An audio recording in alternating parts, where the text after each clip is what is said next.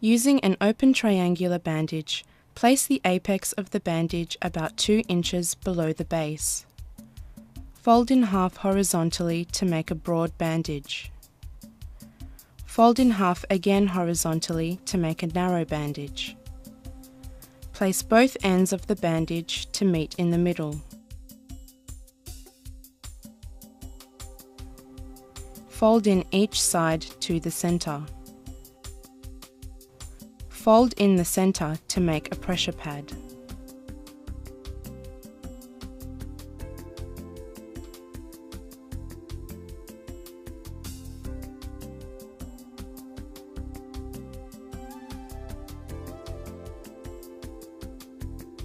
Using a narrow bandage, make 2 loops with each end facing opposite directions.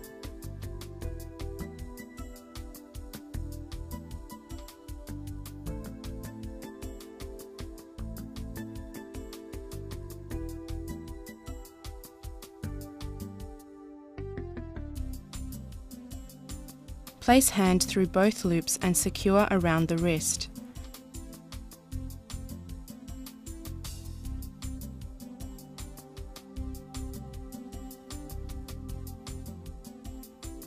Each loose end is tied around the patient's neck using a reef knot.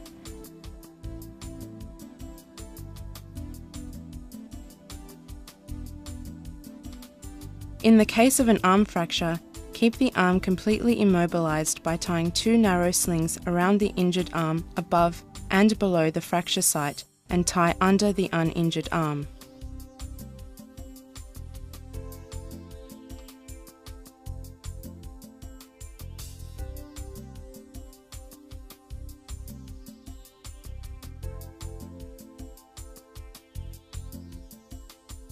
Using a narrow bandage, hold one end in your hand and wrap the bandage around spread fingers. Wrap the tail end of the bandage around the donut to hold it together.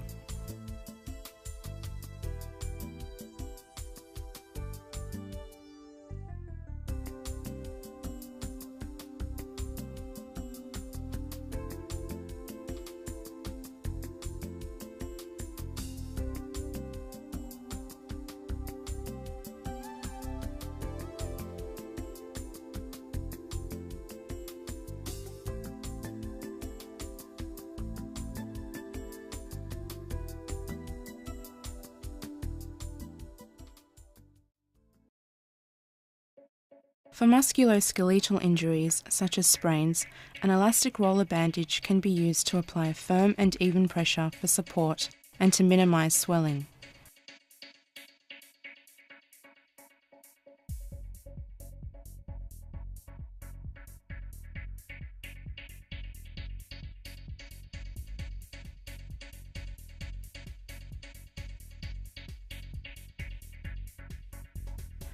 When applying a roller bandage, always be sure that the pressure is even and firm.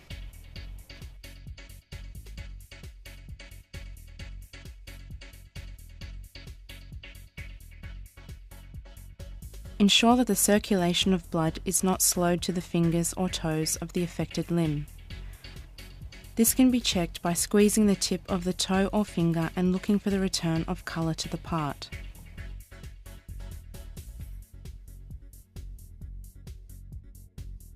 Place the injured arm across the chest with the hand towards the shoulder of the opposite side. Place a triangular bandage over the injured arm with the apex towards the elbow of the injured limb.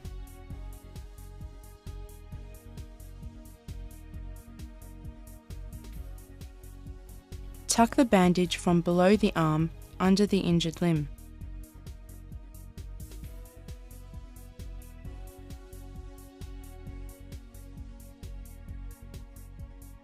Take the inside edge of the bandage and twist with the outside edge at the elbow.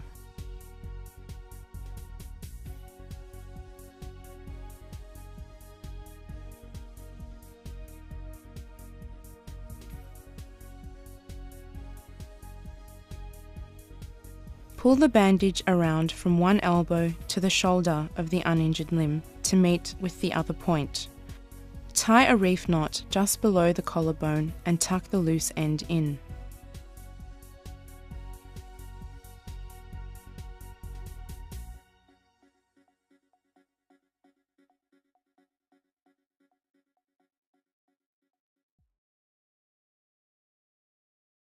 Hold one end of the bandage in each hand. Place the right end over the left end and loop it under so it is now on the left side. Take the new left side end and place it over the right side end and loop it under.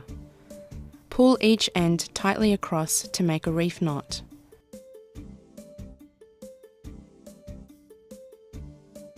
The flat side of the knot should be facing down for comfort.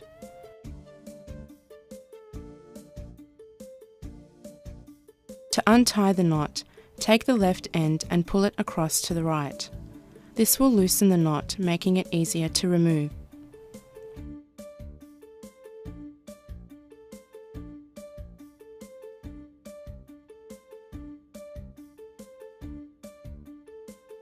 Place pressure pad onto the wound. If possible, ask the patient or assistant to hold the pad in place. Using an open triangular bandage, place the middle of the bottom edge just above the eyebrows, ensuring that pressure is constantly maintained on the wound. Bring the two ends of the bandage over the ears and to the back of the head. Tie the ends together and pull to tighten it at the base of the skull.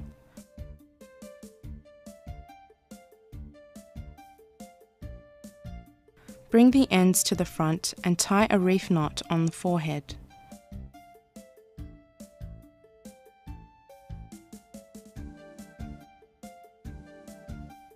Tuck the ends into the bandage on the sides. Place one hand on top of the head and by pulling on the excess material under the knot at the back of the neck, the head bandage will tighten and pressure will be maintained on the wound.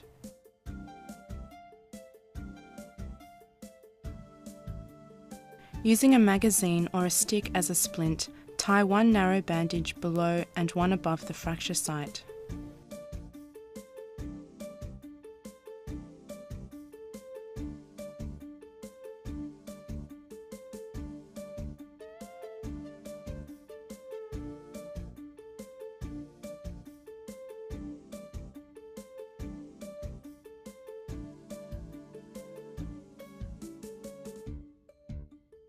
Use an open triangular bandage placed under the injured arm and across the body.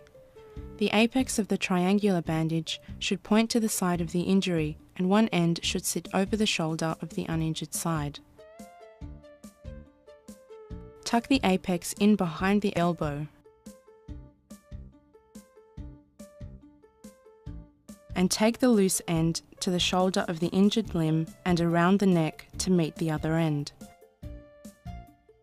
Tie the ends together in a reef knot just below the collarbone.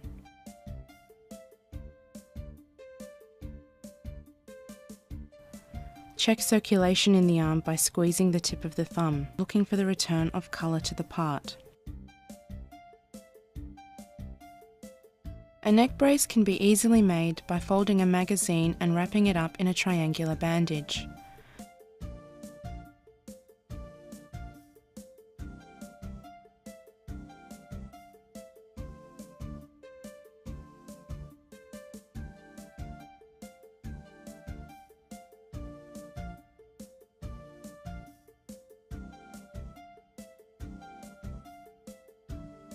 The height of the brace should be 12 to 15 centimeters.